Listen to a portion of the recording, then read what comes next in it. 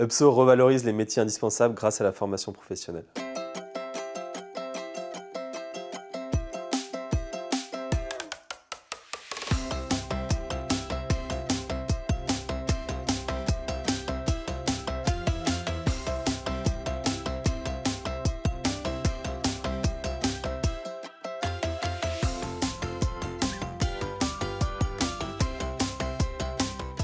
UPSO est un organisme de formation professionnelle qui va revaloriser des métiers indispensables sur le marché du travail.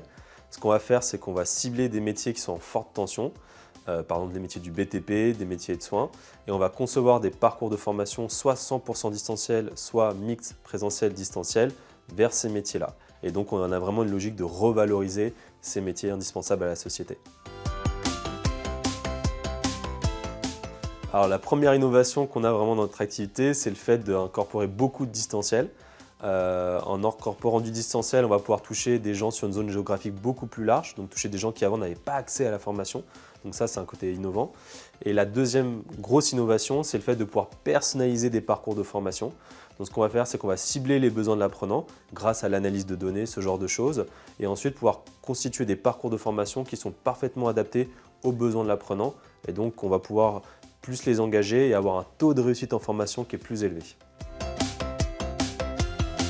Bonjour Arnaud, est-ce que le projet auquel tu as pensé en lançant ton entreprise ressemble à celui que tu gères aujourd'hui? Alors, excellente question Simon. Il ressemble, mais ce n'est pas tout à fait le même dans la manière qu'on a de le décliner.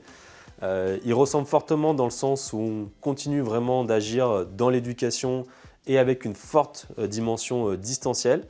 Il ressemble aussi fortement parce qu'on est concentré vraiment sur résoudre des pénuries d'emploi sur le marché du travail, donc vraiment s'attaquer à ces métiers indispensables, ces métiers sous-valorisés. Après, la manière dont on le fait a beaucoup changé. On a notamment désormais incorporé beaucoup plus de présentiel, donc beaucoup plus d'insertion d'entreprise dans nos parcours. Donc voilà, la manière dont on le fait est différente, mais on va dire que le chemin principal reste le même.